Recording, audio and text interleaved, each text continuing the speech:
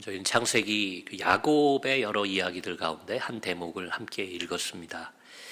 야곱의 이야기 너무 잘 아시죠? 그러나 간략하게 오늘 본문의 이야기에 앞서서 한번 우리가 회상이랄까요? 한번 정리하면 야곱은 이제 아주 어린 시절부터 야망이랄까 또 하나님의 축복에 대한 욕구가 굉장히 욕망이 강한 아이로 태어났습니다. 그래서 형을 속이고 형이 받아야 될 장자의 축복권을 본인이 형식적으로나마 그걸 사게 되죠. 그리고 그것을 완전히 자기 것으로 하기 위해서 아버지까지 이제 눈이 어두워진 아버지를 속이고 그 축복을 받습니다. 그리고는 그 형의 보복이 두려워서 어머니인 그 리브가의 지혜로 어머니의 고향이고 또 어떻게 보면 이삭이라기보다는 그 아브라함, 이삭의 아버지 아브라함이 떠나왔던 고향이죠. 그 하란이라는 지역에 그 외가가 있는 라반 삼촌네 집으로 도피하다시피 이제 이주하게 됩니다. 삼촌 집에 가서 고생을 하는데요. 거기서 레아와 라헬이란 두 아내를 맞이하긴 하지만 그 아내들을 얻기 위해서 각각 7년씩 임금도 제대로 받지 못하고 일을 하게 되죠. 그리고는 자신의 어떤 일종의 기업을 이루기 위해서 또 삼촌과 여러 가지 갈등과 위기를 겪으면서 열심히 일해서 우여곡절 고생 끝에 다시 집으로 돌아오게 됩니다. 돌아와서 에서인 형, 자기가 속이고 자신을 미워했던 그 형을 다시 만나고 그리고 아버지의 임종까지 지키게 되는 그것이 이제 야곱의 또 인생이 됩니다. 물론 그 이후에는 또 요셉을 통해서 그가 노년에 애굽에 들어가는 일도 있지만 그가 주체가 돼서 그가 주인공이 돼서 이끌어간 인생을 한 이 정도로 얘기할 수 있습니다. 오늘 저희가 읽은 본문은 그 가운데에 야곱이 아까 말씀드린 그 고생을 다 거치고 고향으로 집으로 돌아올 때에 그 마지막에 그 형이 두려우니까 어떻게 했어요? 선물을 앞서 다 보내죠. 그가 모아온 재산들을 형이 이걸 다 원하면 다 줘야 되겠다. 생명을 부지해야 되니까. 그리고도 또 자신이 가족을 이루었고 자신도 어린 자녀가 있고 이걸 다 보여주기 위해서 가족들을 또 자기보다 다 앞세워요. 그래서 어떤 분들은 좀 야곱이 너무 계산적이고 좀 치사한 거 아니냐. 그 위험을 좀 자신이 감수해야 되는데 가족을 앞에 방패막이처럼 다 내보내고 본인은 마지막까지 또 괴로워하고 고민하면서 야복강이라고 돼 있죠. 그 강가에서 그가 고민하다가 누구를 만나라면 성경은 그냥 한 사람을 만났다 이렇게 돼 있어요. 그 사람을 만났는데 갑자기 이제 씨름이 벌어집니다. 여러분 이거 좀 영적으로 본다면 그가 하나님과 함께 기도하고 그 안에서 갈등하고 결단하고 그런 과정이었겠지만 성경은 분명하게 씨름을 했다 이렇게 표현해요. 그래서 그 씨름을 하는 도중에 그 사람, 이 누군지는 모르지만 그 사람의 관점에서 보니까 자기가 도저히 이 야곱을 이기지를 못하겠는 거예요. 어떻게 하냐면 조금은 반칙처럼 보이지만 갑자기 그 야곱의 허벅지 관절을 쳐서 씨름의 규칙 관절 어긋나는 건지 모르겠어요. 허벅지 관절을 탁 쳐가지고 거기가 어긋나게 탈골되게 만들어 놓고는 떠나려고 합니다. 근데 야곱이 그 사람을 놔주질 않아요. 자기가 이제 몸에 부상을 입고 불편해졌는데도 놔주질 않으니까 네가 어떻게 해야 나를 보내주겠냐 하고 그 사람이 묻죠. 근데 야곱이 이렇게 얘기합니다. 26절 저희는 오늘 28절부터 읽었지만 26절에 야곱이 이르되 당신이 내게 축복하지 아니하면 가게 하지 아니하겠나이다 이렇게 얘기해요. 축복해달라는 거예요. 그 사람이 누군지도 모르는데 축복 정말 무슨 이 축복에 대해서는 이 야곱의 집착이 대단합니다. 나를 축복해주기 전에 특히나 지금은 형을 만나야 되는 두려움이 있잖아요. 나를 위해 복을 내려주십시오. 그 모르는 사람에게 이야기합니다. 그러니까 그 사람이 묻죠. 네 이름이 뭐냐? 야곱입니다.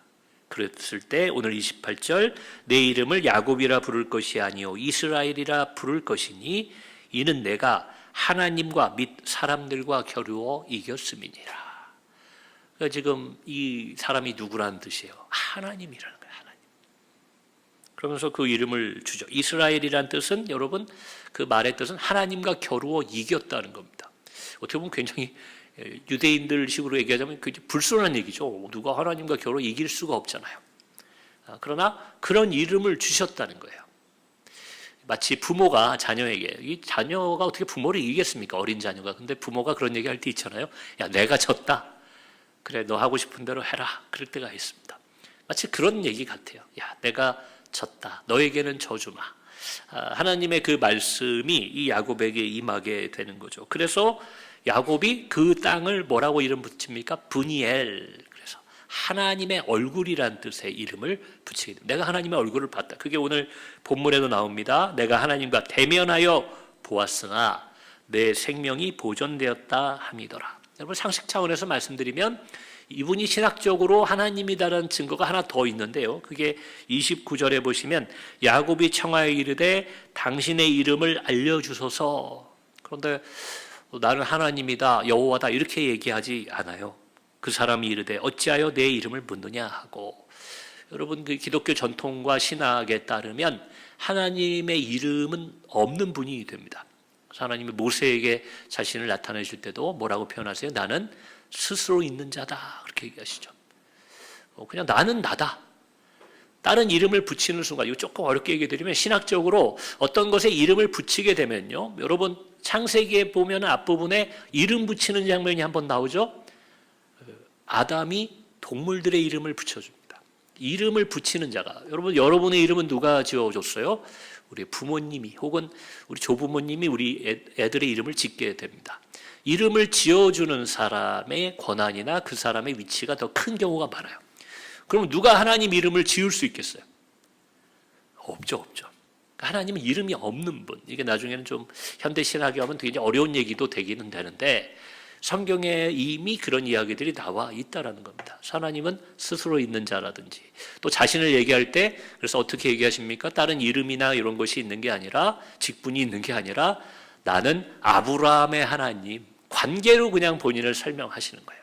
하나님은 그냥 나의 하나님이지 어떤 하나님 이렇게 얘기할 수 있는 분이 아니라는 것을 성경은 이야기해 줍니다. 하나님은 만남으로서만 알 수 있어요.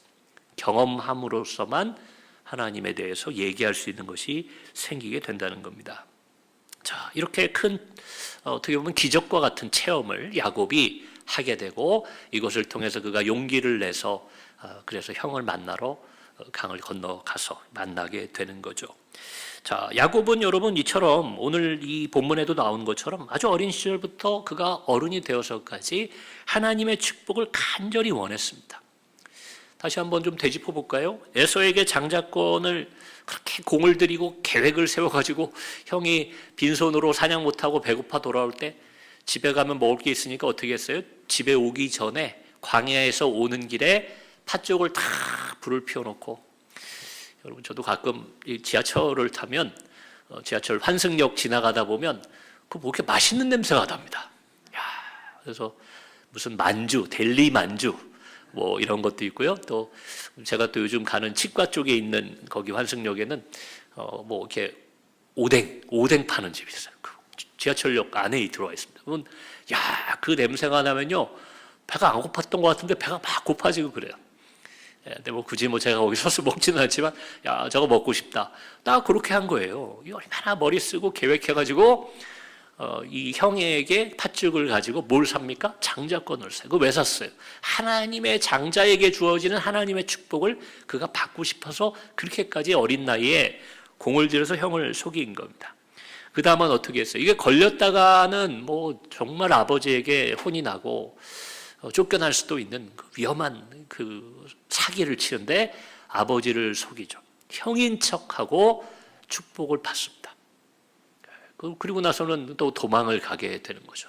도망을 가서도 여러분 어떻게 합니까? 가는 길에 베델이라는 지역에서 그가 잘 때 베고 잤던 돌베개를 세우고 거기서 하나님의 그 이적을 그가 보게 되었을 때 어떻게 합니까? 하나님의 축복을 바라고 그 앞에서 서원까지 합니다.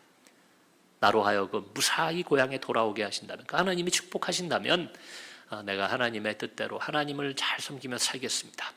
끝까지 도망가면서도 그가 후회하지 않아요. 내가 괜한 짓을 해가지고 그냥 아버지 밑에 형하고 지낼 걸, 그러지 않습니다. 끝까지 나는 축복을 받을 거야. 이렇게 가요. 그리고 삼촌 집에서도 고생하고 삼촌한테 사기도 당하면서도 어떻게 합니까? 끝까지 성공하려고. 하나님의 축복을 받으려고 포기하지 않고 인내했던 것이 바로 그 야곱입니다. 오늘 본문에서도 어떻게 됐어요? 여러분이 알 수 없는 사람이지만 그 축복을 받으려고 아마 하나님과 싸워서 지지 않았다. 야곱이 실제로 뭐 쓰러뜨려 이긴 건 아니더라도 얼마나 죽을 힘을 다해 버텼겠습니까? 오죽하면 하나님이 내가 졌다.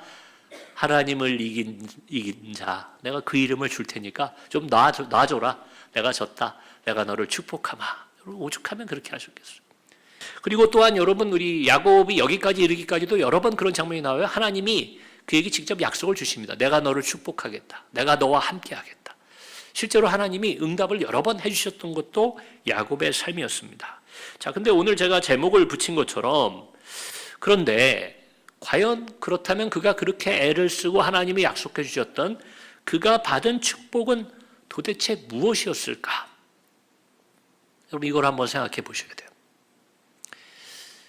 한번 그걸 생각해 봤으면 좋겠어요, 오늘은.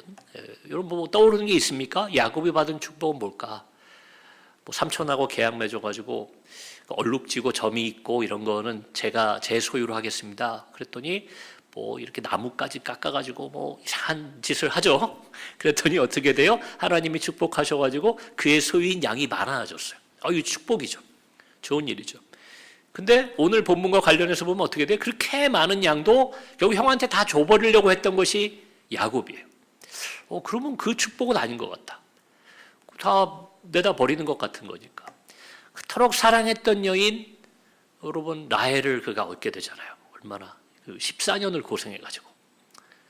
레아에게 좀 미안한 일이지만 이제 레아는 좀 속여가지고 아내가 된 거고, 라헬을 얻기 위해서. 그런데 그 라헬과 행복했습니까? 라헬 때문에 또 많은 문제도 생기고, 라헬은 결국 아이를 낳다가 죽게 되고, 그 아이마저도 라헬이 낳아서 더 소중히 여겼던 여러분 그 요셉을 또 그가 한동안은 잃어버리고 살게 되는, 여러분 그렇게 살았어요. 그 복이라고 얘기할 수 있을까요?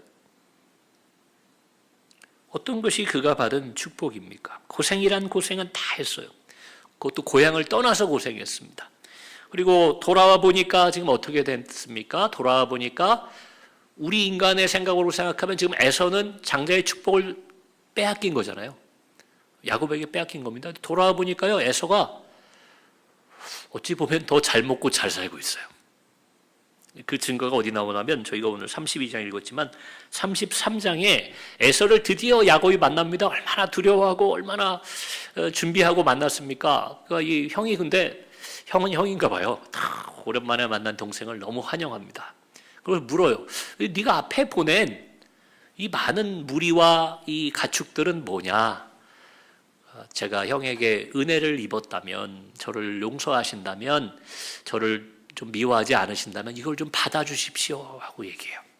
다 주는 거예요, 형한테. 형의 마음을 풀어주기 위해서. 근데 에서가 아주 호방하게 얘기합니다. 뭐라고 얘기하냐면, 내게 있는 것이 족하니 나는 지금 충분히 있다는 거예요. 족하니 네 소유는 내게 두라. 그러니까 네 거는 그냥 네가 가져라. 나 그거 필요 없어. 나도 충분히 있어. 왜 충분할까요? 여러분, 야곱이 떠난 다음에 이삭의 모든 재산을 지금 누가 관리하고 있는 거예요? 당연히 에서가 관리하는 겁니다. 그리고 에서는 원래도 용맹한 사람이고 원래로 리더십이 있는 사람이에요. 그러니까 이삭이 볼 때는 이 아들한테 모든 걸 물려주는 것에 대해서 의심이 없었던 사람입니다. 아마도 물질로 보자면, 세력으로 보자면 그가 아버지 때보다 더 많은 것을 가지고 있었는지도 모르겠어요. 실제로 나중에 이 에서의 후손이 되는 에돔 사람들은 아주 뭐 강인하고 거칠고 산에서 살아가고 이런 사람들이 되죠. 그러니까 여러분, 이게 뭡니까? 세상의 복으로 보자면요, 에서보다 야곱이 나을 것이 없어 보여요. 만약에 정말 100번 양보해서 이 야곱이 삼촌 집에서 고생해서 모은 뭐 물질과 자산과 가축과 또 밑에 사람들이 에서와 똑같아. 저는 에서가 더 많았을 것 같긴 한데, 똑같았다고 하더라도 그 과정이 다르죠. 에서는 아버지 밑에서 편안하게 그것을 모은 사람이고, 야곱은 뭐 죽을 고비도 넘기고 고생도 하고 몸도 다쳐가고 상을 가면서 또 눈칫밥 먹어가면서 여러분 모은 자산이에요. 세상의 복으로 따지면 에서만도 못했던 것이 야곱입니다. 이후에는 그가 또 참 또 고생하죠. 사랑하는 아들 잃어버리기도 하고 자녀들의 문제 때문에 뭐 골머리도 썼고 여러분 그런 일을 겪었던 것이 야곱입니다. 자, 다시 여쭤봐요. 그러면 야곱이 받은 축복이라는 게 뭐냐? 에서만도 못하다면 그 축복이 뭐냐? 여러분 머릿속에 벌써 여러 가지 떠올리시겠죠. 저는 이렇게 말씀드리고 싶어요. 그의 평생에 하나님과 동행한 것, 하나님의 인정을 받은 것, 그것이 하나님의 축복이라는 거예요. 그걸 바꿔 말하면 하나님의 관심 속에 살아간 것은 바로 야곱의 축복이었다, 이렇게 얘기 드리는 거예요. 에서 이야기를 드렸기 때문에 에서랑 한번 제가 비교해서 말씀을 드려보겠습니다. 사람이 보기에는요, 적어도 이삭이 볼 때도, 아버지가 볼 때도 이삭도 하나님의 사람인데 사람의 눈에는 어떻다고요? 에서가 더 좋은 아들이었어요. 야곱보다 에서가 좋은 아들이죠. 당시의 문화로 볼 때 몸이 더 건장하고 밖에 나가서 사냥도 할 수 있고 그런 아들이 집에서 피부도 하얗고 엄마 옆에서 엄마 요리하는데 옆에만 앉아있는 아들보다는, 요즘은 모르겠어요, 우리 권사님들이 그런 아들을 더 사랑할 것도 같은데, 그러나 아버지가 볼 때는, 세간의 눈으로 볼 때는 에서가 훨씬 좋은 아들이었습니다. 그러나 하나님의 뜻은, 여러분 이게 야곱이 실제로 에서를 속여서 축복을 받은 것이 아닙니다. 애초부터 하나님의 뜻은, 하나님의 관심은, 하나님의 인정은 야곱에게 있었다는 거예요. 그가 그 축복을 받은 겁니다. 또 에서는 하나님의 원래 사람이기도 하고 참 좋은 사람이었던 이삭과 함께 딱 붙어서 평생을 지냈어요. 자, 근데 야곱은 어떻게 됐습니까? 아주 험악하고 그렇게 좋은 사람이라고 볼 수 없는 외삼촌 라반의 집에서 지내요. 그러나 성경을 통해 볼 때 하나님은 어디 계십니까? 이삭과 함께 있는 에서와 있질 않아요. 그 멀리 하란 땅에 고생하고 있는 라반의 집안에 하나님이 가 계신 겁니다. 라반도 아마 그래 축복을 많이 받았을 거예요. 왜요? 야곱이 가 있어서가 아니라 야곱 때문에 하나님이 거기에 임재하셨기 때문에. 야곱이 밥을 굶으면 안 되잖아요. 야곱이 무슨 자연재해를 입으면 안 되니까 하나님이 라반도 그래서 잘 되게 하지 않았을까, 저는 그 생각을 하게 됩니다. 자, 여러분 그리고 또 어때요? 에서는 안락하고 풍족한 삶을 살고 있었고 야곱은 계속해서 그 앞부분에 어렵고 시련 속에 있었고 고난 속에 있었고 위기 속에 있었지만 하나님은 누구와 함께 하십니까? 야곱과 계속 함께 하신다는 거예요. 이게 축복이라는 거예요. 이게 그런 축복이라면 저는 에서와 같이 살고 싶습니다. 혹시라도 그런 분이 계실까 봐 제가 비유로 말씀드리면 이렇게 말씀드릴 수 있어요. 복된 신앙생활이라는 게 뭘까? 야곱과 같이 시련과 고난을 겪더라도 하나님과 동행하고 하나님을 의지하는 것입니다. 바꿔 말하면 하나님의 관심을 늘 받으며 살아가는 거예요. 어린 자녀를 한번 생각해 보세요. 어린 자녀가 살아가는데 그 어린 자녀가 시련이 없겠습니까? 제가 요즘 저희 애들을 자라나는 모습 볼 때도 부모가 생각할 땐, 야, 네가 무슨 고민이 있어? 네가 무슨 스트레스가 있어? 그럴 것 같지만 반면에 제 어린 시절을 생각해 보면 저도 스트레스가 있고 시련이 있고 고난이 있었던 거예요. 어떤 날은 학교 가기가 두려워요. 우리 반에서 싸움 잘하는 애가 저를 혼내주겠다고 얘기합니다. 너 건방져. 그래갖고 도시락 반찬 안 줬다고. 그러면 밤새 두려워요. 야, 내가 이거 가가지고 걔한테 두드려 맞는 게 아닌가. 뭐 그런 생각 들어요. 어떤 날은 숙제를 못했는데 숙제 안 했다고 얘기해봐야 뭐 엄마한테도 혼나니까 학교 갈 때 숙제 검사하면 어떡하나 막 두렵기도 해요. 그냥 어른들 볼 때야 학교만 왔다 갔다 하는 것 같지만 사실 그런 두려움이 있죠. 길을 가도 그렇고 항상 그런 두려움 속에 살아갈 때, 그러나 어머니와 아버지가 나에게 관심을 기울이고 나를 지켜봐주고 내가 어떤 일이 있으면 제일 먼저 나서주고 그리고 나를 어려움 속에 혼자 두지 않는다라는 확신이 생기게 되면 여러분 그런 두려움을 이겨낼 수 있게 되더라고요. 아무리 부모가 좋고 힘이 있어도요, 자녀가 어려움 당하는 일은 세상에 얼마든지 있습니다. 차이가 있다면 어떤 부모는 그런 자녀에게 관심이 없는 거고 어떤 부모는 그런 자녀에게 관심을 두고 늘 동행하고, 야, 세상이 다 너를 버려도 나는 너랑 함께 있다 하면서 그 자녀를 위로하고 격려하고 소망을 주는 것이 좋은 부모일 것입니다. 두려움이 아니라 안정 속에 살아가는 것이 신앙인의 행복인 것을 여러분 기억하셔야 됩니다. 요즘은 이런 얘기하면 좀 공감 못할 것 같아요. 청년들이. 옛날 얘기입니다. 우리 어른들 계실 때. 저도 어쩌면 그것을 좀 경험한 것 같아요. 노래로도 있었는데 여러분 가난한 연인 뭐 그런 말이 있잖아요. 아무것도 가진 게 없고 미래도 불확실하지만 내가 사랑하는 사람과 함께 결혼도 하고 가정을 이루고 살아가는 그 가난한 연인들이 있습니다. 저는 저희 부모님이 그런 분들이셨어요. 그래서 예전에 뭐 흔한 일이니까요. 그 뭐 새빵살이라고 그러면 요즘처럼 전세 이런 게 아니잖아요. 주인집하고 부엌도 같이 쓰고 화장실은 주인집 거 못 쓰게 하니까 밖에 있는 화장실 써야 되고 그런 집에 제가 한 4-5살까지는 그 기억이 납니다. 그러면 밥을 마음대로 먹는 게 아니라 집주인이 밥 먹고 다 치우고 나면은 늦은 저녁을 어머니가 가서 또 빨리 간단하게 밥상을 차려서 방으로 오시면은 아버지랑 저랑 또 아기였던 동생이랑 우리가 그렇게 밥상 앞에 방 한 칸에서 그렇게 지냈던 기억이 나요. 야, 나는 그렇게 결혼 생활 할 수 있었을까? 애들을 낳고 그럴 수 있었을까 생각하면 참 우리 아버지 어머님이 그 시절이 대단했다 생각을 하면서도 그렇다고 그분들이 불행했을까? 또 그 생각을 하게 되는 거죠. 가난하지만 고난이 있지만 당장 내일 어떻게 살아야 될지 쌀이 떨어지고 연탄이 떨어지고 집세가 밀리고 여러분 그런 고난이 있어도 서로에 대한 사랑과 관심과 함께 있다라는 것이 그 어려운 시기를 넘어가게 했을 겁니다. 그러다가 좋은 시절이 제 어린 시절에 저도 고생한 얘기를 주로 많이 했지만 또 잠시 잠깐 몇 년 아주 좋았던 때가 있거든요. 좋은 집에 살고 당시에 그 동네에 차 한 대 없던 시절에 저희는 기사분이 차 가지고 아침에 딱 아버지 모시러 오고 제가 또 그런 삶도 잠깐 살았었습니다. 여러분 그때도 마찬가지로 좋죠. 근데 그게 다 없어지더라고요. 또 없어져요. 그게 없어져도 어머니와 동행하고 동생과 우리 가족이 함께하면서 그 어려움들을 이겨냈던 기억이 있습니다. 하나님은 인간 육의 부모님보다 훨씬 힘이 있으신 분이에요. 나의 사랑하는 연인보다 더 나를 사랑하는 분이 저는 하나님이라고 믿습니다. 인생길에 여러분 목사님 아무리 훌륭한 목사님도 또 아무리 그 예수를 잘 믿고 믿음이 좋다는 분도요. 여러 번 말씀드려서 또 얘기 드리기 죄송한데 인생에 늘 올라가고 내려가는 그런 우여곡절이 있습니다. 에서도 우리가 성경에 기록을 안 해서 그렇지 왜 에서라고 그런 일이 없었겠습니까?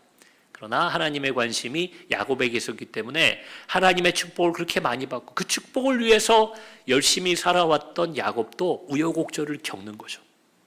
정말 인생의 밑바닥까지도 갔다가 오죽하면 나중에 바로왕 앞에 그가 노년이 돼서 섰을 때 제가 험악한 인생을 고난의 인생을 살았습니다. 겉모습은 그렇게 살아왔던 것이 야곱입니다. 그러나 야곱은 늘 하나님과 동행했어요. 마지막에 그 요셉의 자녀들을 축복할 때도 그는 하나님의 뜻을 따라 장자가 아닌 차자에게 더 큰 축복, 오른손을 얹었던 것이 야곱입니다. 그게 가능했던 이유는 하나님의 그 명철과 하나님의 지혜와 능력이 노년이 되어 눈이 보이지 않던 너무 대비가 되잖아요. 이삭은 노년이 돼서 눈이 어두워지니까 하나님의 뜻과 다르게 에서를 축복하려고 했죠. 그런데 야곱은 똑같이 눈이 어두워지고 노년이 됐을 때도 하나님의 뜻을 따라 차자인 에브라임에게 오른손을 얻습니다. 그게 어떻게 가능합니까? 하나님이 계속해서 지금 요셉이 주인공인 시절에도 야곱에게 관심을 기울이고 계신 거예요. 여러분 저는 그런 인생을 살고 싶어요. 그리고 제가 하는 목회 가운데에 제가 어떻게 여러분들의 모든 고난을 제가 무슨 수로 피하게 만들겠습니까? 담임 목사라 해도 어떻게 여러분들의 고난이 있을 때마다 그걸 제가 다 고쳐줄 수도 없잖아요. 우리 장로님처럼 뭐 능력이 있으면 가서 그래 도와줄 수 제가 뭐 그런 능력이 어디 있습니까? 그러나 여러분 제가 여러분을 위해 기도하고 바라는 것은 야곱 같은 축복을 받으시기를 주의 이름으로 축원합니다. 지금 잠시 고난 중에 있더라도 하나님의 관심은 이 고난이 아니라 뭐 풍족하고 높은 자리에 있고 잘 나가는 것 같은 그 사람이 아니라 바로 여러분을 지켜보시고 여러분의 손을 잡으시고 여러분과 동행하시고 힘을 주신다는 것을 믿으시기 바랍니다. 인생의 주인공은 여러분 역사가 말하듯이 성공한 사람, 높은 사람, 부자가 주인공이 아니라 우리 신앙인의 인생의 주인공의 기준은 하나님의 관심이 누구한테 있느냐는 거예요. 여러분 집안에 나보다 더 잘된 형님이 있을 수도 있어요. 집안의 대소사를 관장하는 내 동생이 있을 수도 있어요. 그러나 내가 예수를 믿는다면 하나님의 관심은 여러분의 집안이 잘 되기 위해서는 여러분을 통해 일하기를 원하신다는 것을 아시고 자부심도 가지고 우리가 하나님 앞에 교만하면 안 되지만 자부심은 있어야 돼요.